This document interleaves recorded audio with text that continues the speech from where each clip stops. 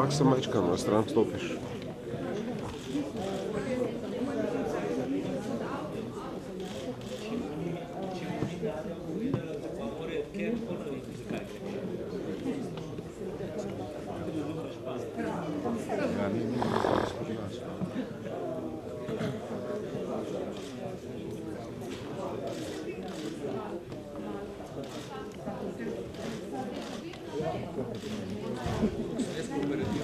Za vas že, ja.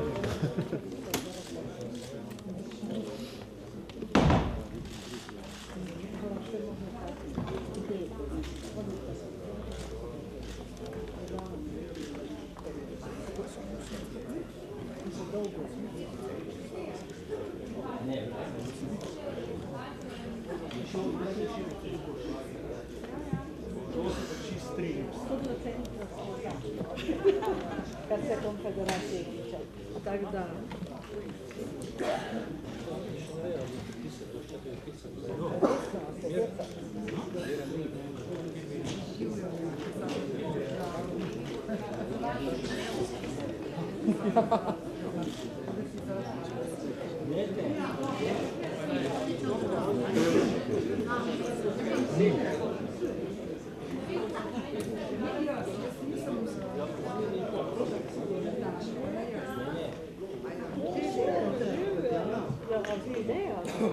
Tega vidim tam,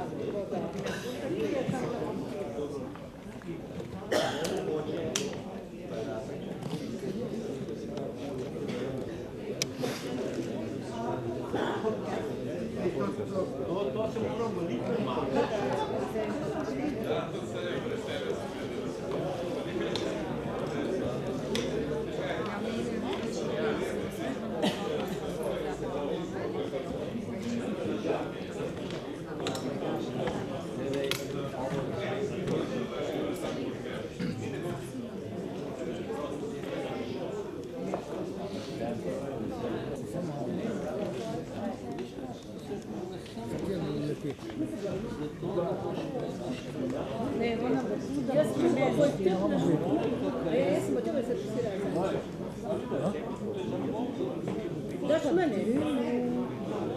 A veš kaj imaš? Poslušaj zdaj, da se mi to moj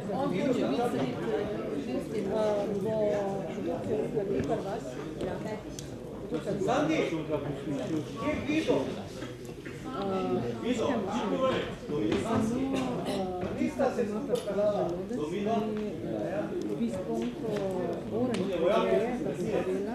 In zelo, da bi se, ne, da bi sile.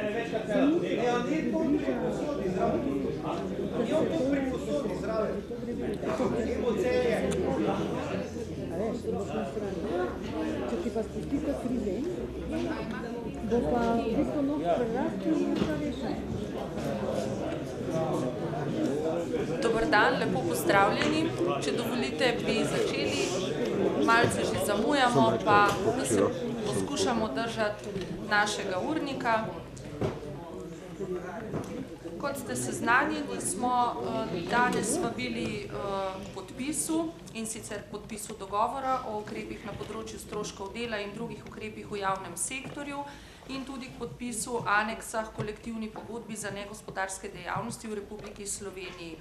K podpisu smo vabili reprezentativne sindikate javnega sektorja in pa z nami tudi na vladni strani ministrica Vraničar Ermanova, minister Koprivnikar, minister za javno upravo in vodja vladne pogajalske skupine. Sledili pa si bodo podpisi takole po dogovoru. Najprej bi povabila k podpisu izjave o stopnji usklajenosti besedila predloga zakona o ukrepih na področju plač in drugih stroškov dela za leto 2017 in drugih ukrepih v javnem sektorju. To izjavo, kar vabim, da podpišejo z vladne strani minister za javno upravo Boris Koprivnikar in sindikalne strani Branimir Štrukelj, vodja pogajalske skupine Konfederacije sindikatov javnega sektorja, ter Jakob Počivavšek, vodja pogajalske skupine sindikatov javnega sektorja. Kar prosim, da pristopite najprej k podpisu te omenjene izjave o stopnji usklajenosti.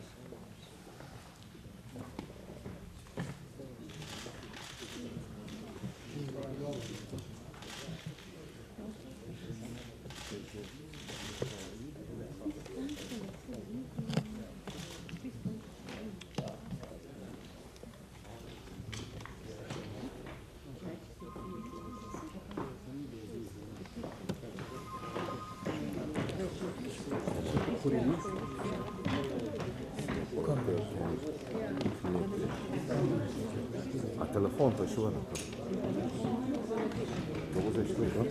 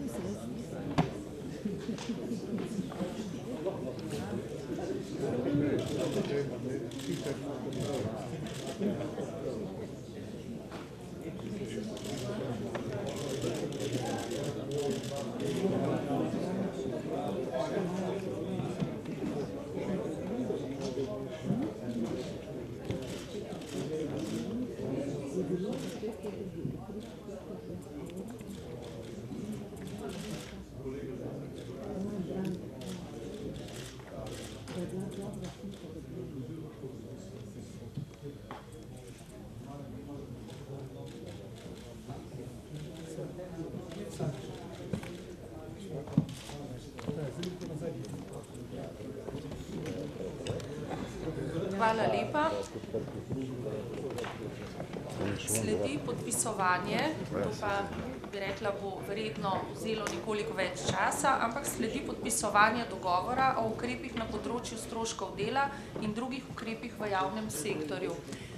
Ta dokument podpiše z vladne strani minister za javno upravo in vodja pogajalske skupine Boris Koprivnikar, s sindikalne strani pa pristopijo k podpisu reprezentativni sindikati javnega sektorja, ki so se, bi rekla, za podpis odločili potem, ko so se seznanili s parafiranim dokumentom.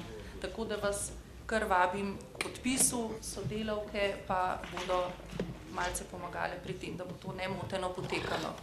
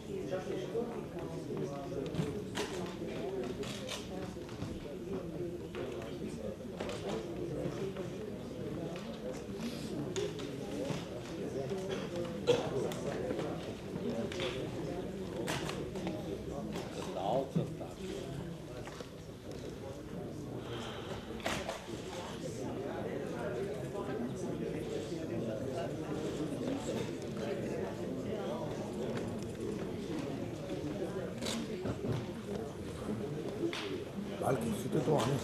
Tlele ti manjše, da imaš. Vse to so že tle, so že prej tam popisali. Pa če se slučajno rokujete, se boste. On pride sem, ali on pride tja. Ne vem, kako. Ne spomnim se, kako je bilo to. Da je on pač sem. Ne, trajalo je, to je bilo v drugem prostoru. Tudi tle smo. Za minister. Kristom, Ja, zdaj. predsedniški, kako je tam monitor, ki so 15 je bilo, pa se sam delal.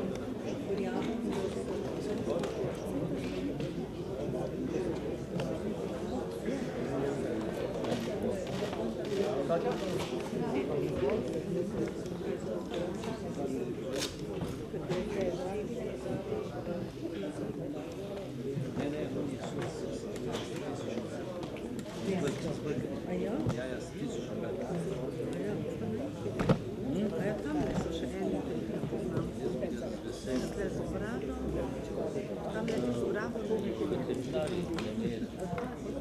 Zdaj tega ne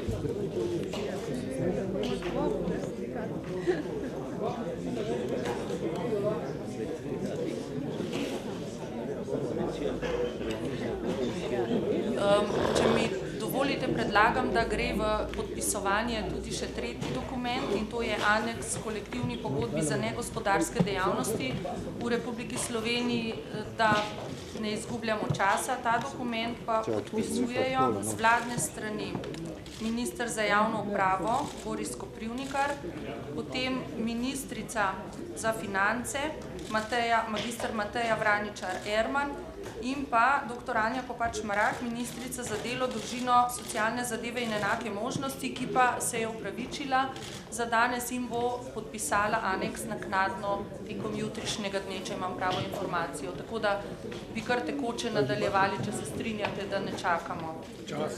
Kot rečeno, tretji dokument v kroženju aneks k kolektivni pogodbi za negospodarske dejavnosti, ki gre zdaj le v kroženju, v podpisovanju. To je. Pa niso prešli.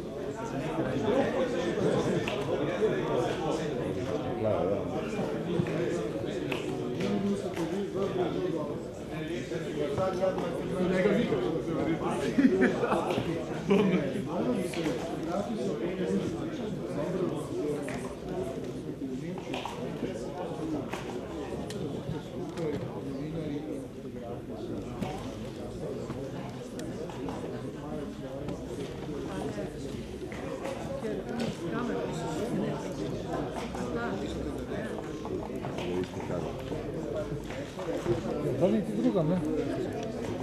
Plus njega tam ti so mi vrlo. Tle tudi še. Koliko sem tele, sem že pol minute, 1 minuto sem sam stegal. Plus ne delaj, kako je izjava. Ja, tam so le naši. Grame reče plastim. Ampak ja. Isto breg. Piše, da je vsaka... Ja. Vsaka dobra stvar se začne z dobrim učiteljem. ACDC. A boš dosti v ostro kraj?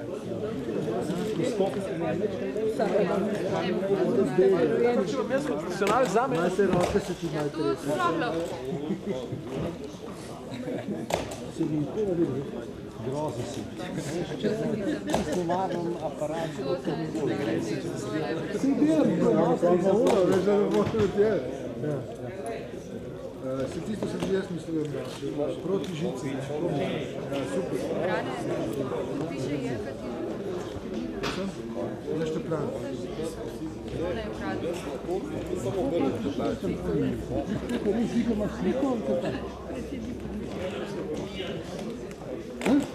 Ja, daj še malo noč. Znaš malo čak. Kvadrat.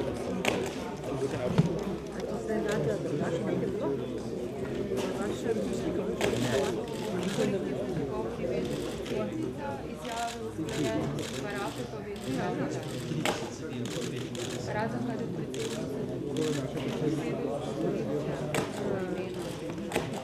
Zdaj mi tele vsi rite nastavljajo.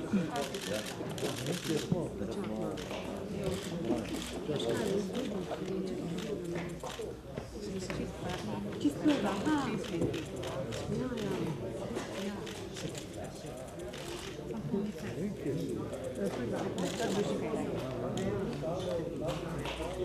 Te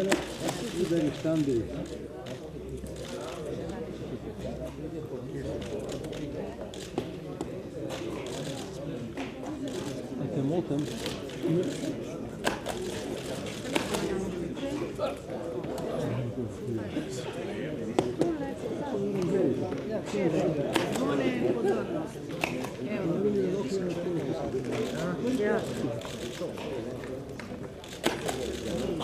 Jaz se že tako v naših opicah, tako da vi sam povejte, po škatlo in banano, ni problema.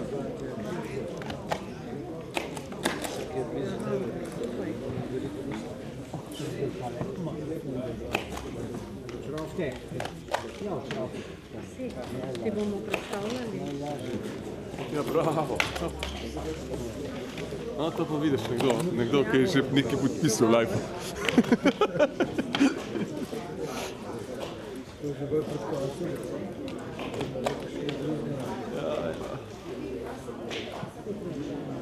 Ja.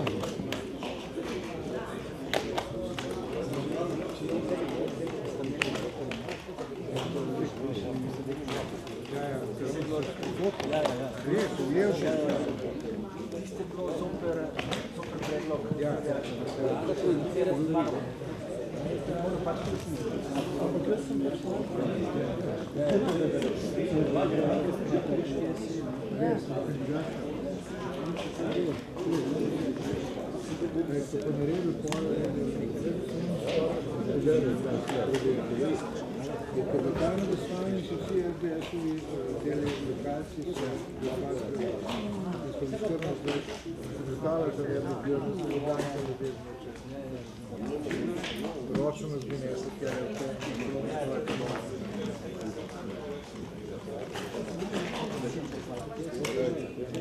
to je veselje.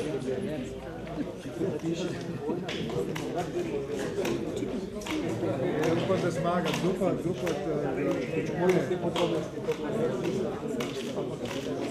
pobuterje.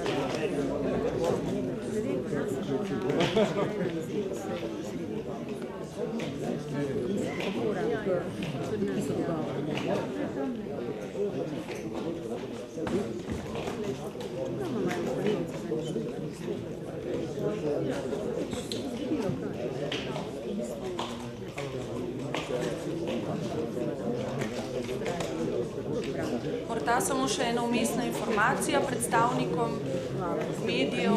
Jaz bi vas lepo povabila k temu, da počakate še malo, da ne odhajate, ker bomo potem po podpisu povabili gospoda Štrukla, Počivalška in ministra k eni kratki izjavi po podpisovanju. Tako da kar malce potrpljenja.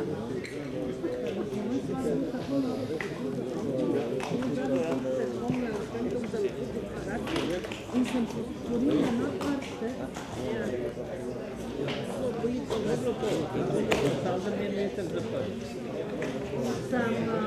Sem si naredila in me čutim olajša, ker zdaj ne bom se... Zato, ker se takole začelo služila in dobro zrana. Da jutr nekaj samo se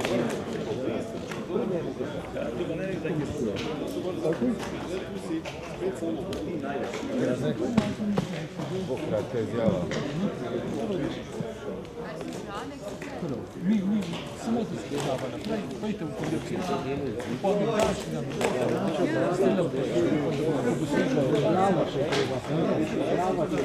Tudi na trepalence grem čuje.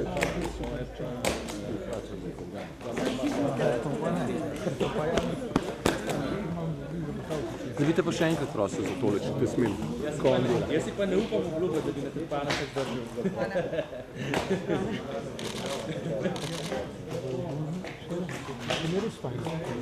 Ja, enkrat, nekaj dobro. Zato ti nemaš dobra slika.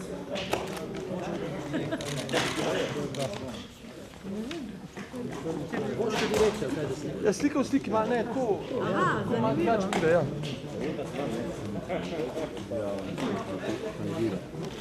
Idemo na ono sliko v sliki, to je.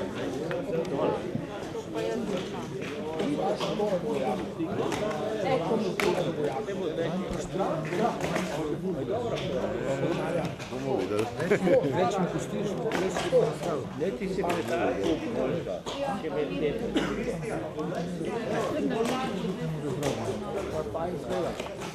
Se nam se zjavil. Kovanje pa to, ok, zdaj pa počutim. ne more, ker nima dobrega telefona, ki se predstavlja tu. To si ne živ.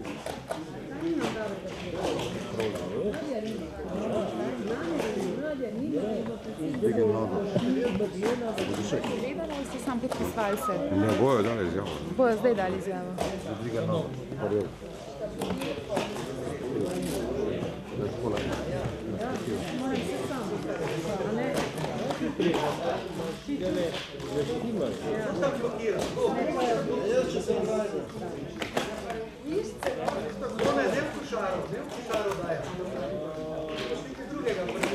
Podpisuje to zdaj ni vlada. Za vsak sindikat posebej, kaj? Vsi sindikati za vsak sindikat, ali kako?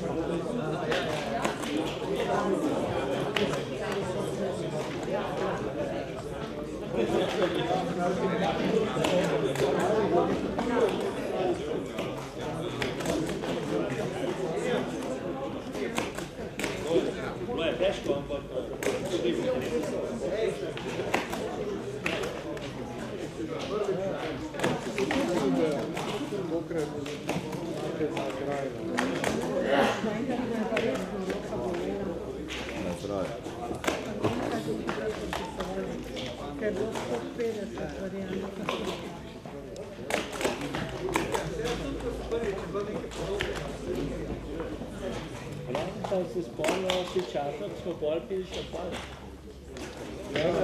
Tempi passati.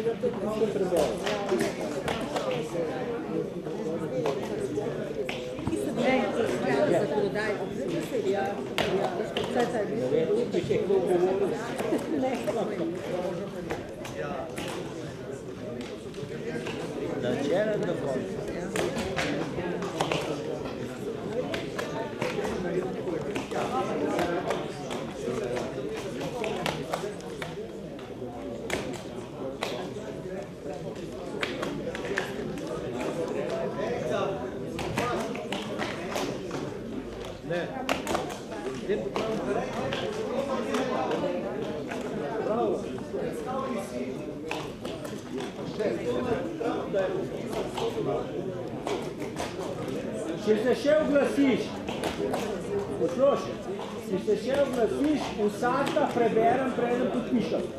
Vsaka posebej. Zavlečena do konca.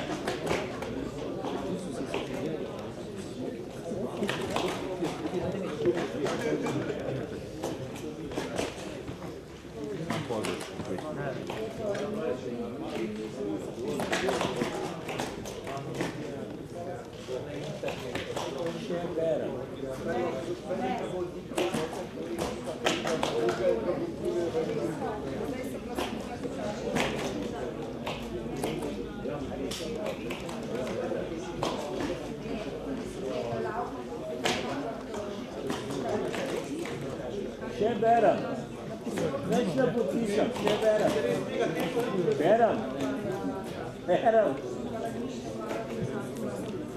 Ti pa se ne laga.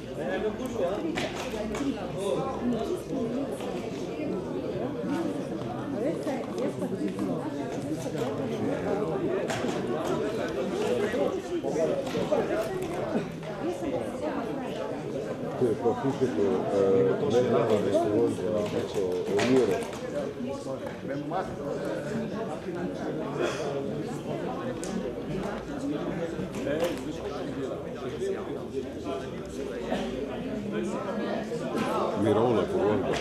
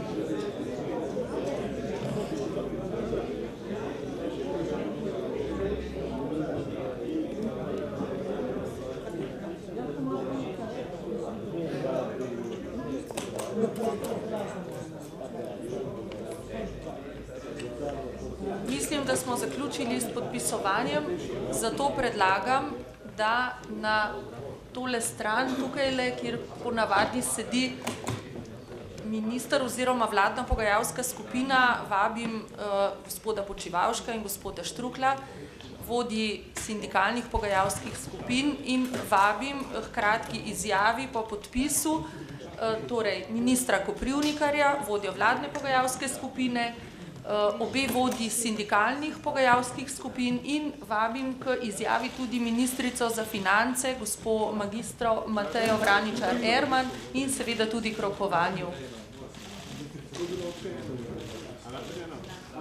Kar še enkrat vas prosim za rokovanje. Sam malo, če lahko stopiš na stran, prosim te.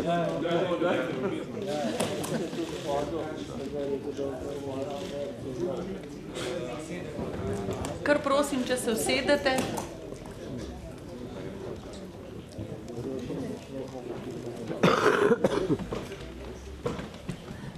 In bi, če dovolite, najprej dala besedo ministru Koprivnikarju, ki je vodil vladno pogajalsko skupino. Izvolite, minister.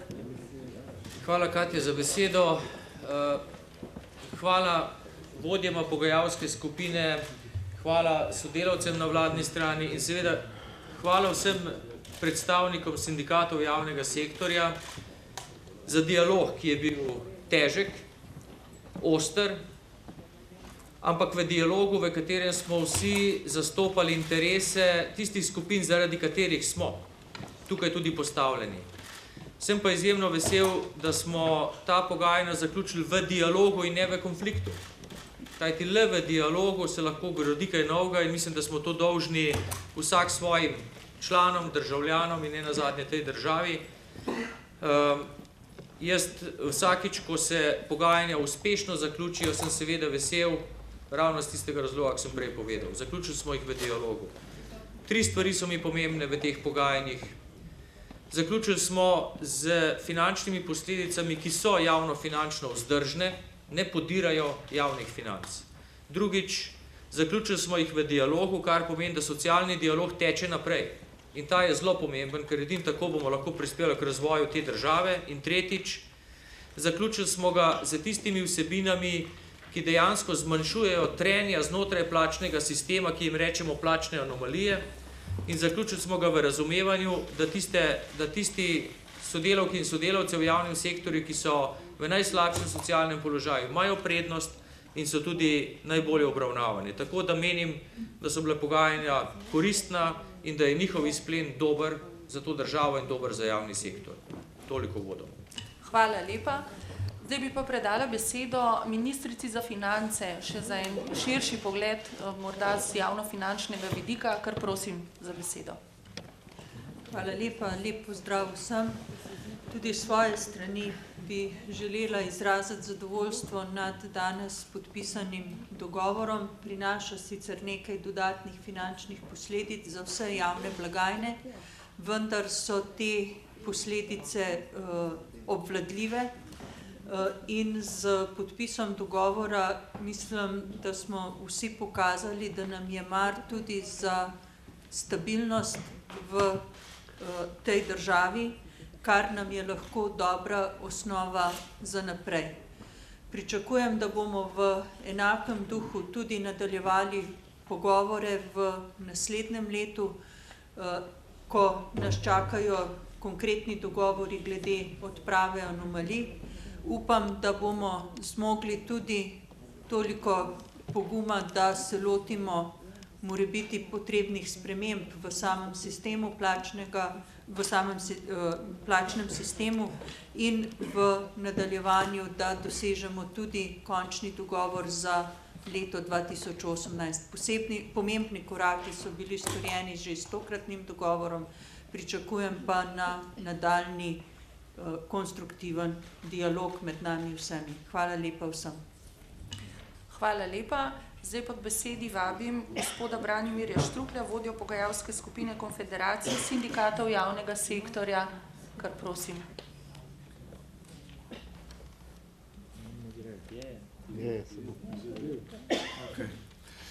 Hvala lepa za besedo, spoštovane gospe in gospodje. Jaz se želim najprej v resnici zahvaliti članstvu sindikatov v Konfederaciji sindikatov javnega sektorja, ki je podpiralo ta pogajanje tudi tako, da je v ključnih trenutkih teh pogajanj se odzvalo na pozive, ki so jih vodstva predlagala, to je zlasti na točkah, ko se pogajanja niso nikamor premaknila in so seveda ključno prispevali k uspešnemu koncu teh pogajanj. Zato, da danes lahko skupaj sedimo in da, tu se z ministrom strinjam, lahko potrdimo, da je v Sloveniji, za razliko od nekaterih drugih vzhodnoevropskih in srednjeevropskih držav, socialni dialog še vedno neko realno dejstvo v naši državi, ne pa zgolj prazna forma. Pogajati se je bilo treba na obeh straneh in pogajanja so imela za obe strani pomembne posledice. Sam sem prepričan, da so za sindikalno stran ta pogajanja pomembno izhodišče za naprej. Namreč v teh pogajanjih je prišlo do nekega pomembnega preobrata in spremembe. Začeli smo jih kot pogajanja o odpravi varčevalnih ukrepov, na kar se v določenem trenutku so se pogajanja spremenila v odpravo, če hočete, anomalij ali najbolj naravno rečem za začetek izboljševanja plač v javnem sektorju. Sam to razumem tako kot začetek ustreznejšega vrednotenja plač v javnem sektorju in pametno in prav je, da začnemo pri najnižjih in potem uredimo tudi vse ostalo. Tako da prihodnji 2 leti bosta dinamični in prepričan sem, da bomo se, upam, še nekajkrat usedli takole skupaj. Hvala lepa. Hvala lepa. V besedi pa povabim še gospoda Jakoba Počivavška, vodjo pogajalske skupine sindikatov javnega sektorja. Prosim. Hvala lepa, spoštovani. Tudi sam sem zadovoljen, da smo ta pogajanja zaključili s sporazumom in ne v konfliktu, kot je na nekaj točkah v zadnjih mesecih sicer že kazalo. Sam ocenjujem, da je sporazum oziroma sklenjen dogovor dober za javne uslužbence, prinaša hitrejšo odpravo varčevalnih ukrepov, prinaša odpravo anomalij oziroma podlago za odpravo anomalij v plačnem sistemu, opredeljeno z roki, z maso, sporoča, da je potrebno vse skupine v javnem sektorju obravnavati enako. Seveda pa ta sporazum nikakor ni konec socialnega dialoga in predvsem ni konec truda, ki smo ga v zadnjih mesecih vložili v ta dogovor. Saj nas čaka v prihodnjem letu še zelo naporno delo, da zaključimo to, kar smo v ta sporazum vključili zlasti glede odprave anomalij. Tu nas zagotovo čaka trdo delo. Jaz upam, da z več razumevanja oziroma z manj konflikti, ko smo jim bili priča v tem postopku, ker na vse zadnje je potrebno vedno sesti na mizo in na tak drugačen način najti kompromis.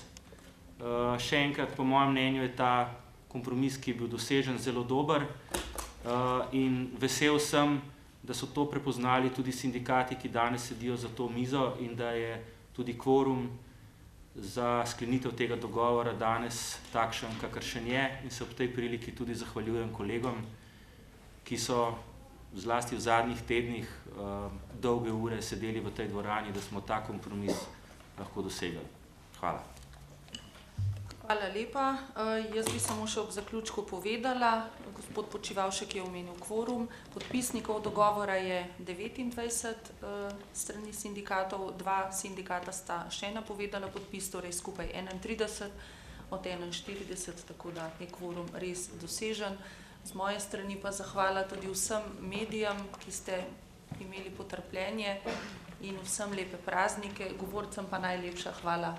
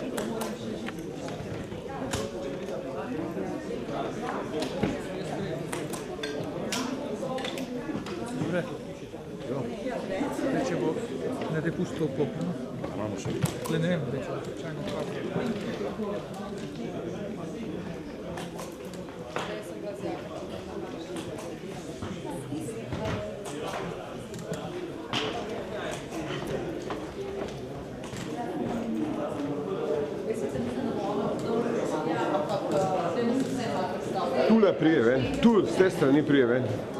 Tu bo prišla ven, glej. Tu. Tule.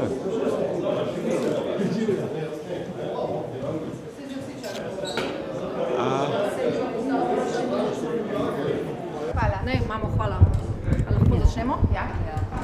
Gospa ministrica, zdaj 10 dni je znano 56 milijonov. Pravite, da bo to vzdržno, bili ste pripravljeni na to številko oziroma imamo občutek, da še na višjo, če bi bilo potrebno. Odkod bo prišel ta denar? Pravite na finančnem ministrstvu, da s prerazporeditvami, ampak odkod, z katerih postav?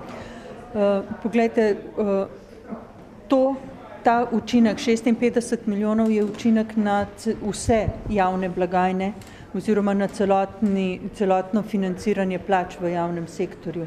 Viri se porazdelijo po različnih virih, tako po grobi oceni je približno 58 do 60% tega zneska odpade na državni proračun. Vsak proračun oziroma v vsakem proračunskem načrtovanju se načrtujejo določene rezerve. Ugotavljamo pa tudi, ko pregledujemo posamezne proračunske postavke, da so nekatere mogoče načrtovane nekoliko obsežneje ali pa in tudi tekom samega izvrševanja se zgodi, da določeni projekti se zamaknejo, tako da zdajle v tem trenutku nikakor ni mogoče prejudicirati, z katerih postavk se bodo posamezna sredstva zbrala.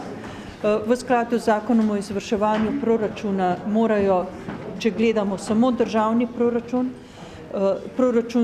pripravljalci finančnih načrtov pripraviti načrt, kako bodo zagotavljali sredstva za plače v svojih resorjih in na podlagi tega bomo potem preverili oziroma pregledali, komu je treba kakšne sredstva še dodati.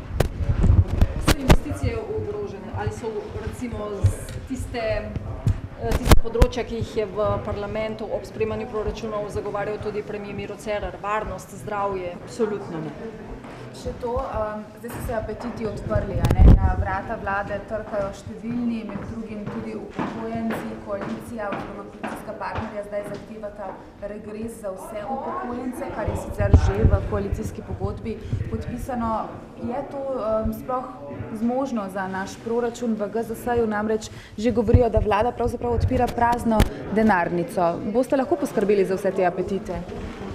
Zagotovo so pričakovanja najrazličnejših deležnikov že od tistega trenutka, ko se je gospodarska situacija obrnila iz vedno slabše na vedno boljšo, zelo visoka. In v začetni fazi okrevanja absolutno ni mogoče poskrbeti za vsa pričakovanja, ki jih pač različni deležniki naslavljajo na nas. V tem kontekstu je treba narediti pač prioritete in postopno odpravljati tiste omejitve, ki so bile zaradi krize v preteklosti uveljavljene. Seveda pa je to odpravljanje ali pa hitrost odpravljanja teh omejitev v veliki meri odvisna od hitrosti strukturnih sprememb, ki bodo na dolgi rok prinesle vzdržnost in stabilnost v javne finance. Pričakujem, da bodo tako pričakovanja kot tudi napori vseh deležnikov, da dokončamo posamezne strukturne reforme, šle z roko v roki.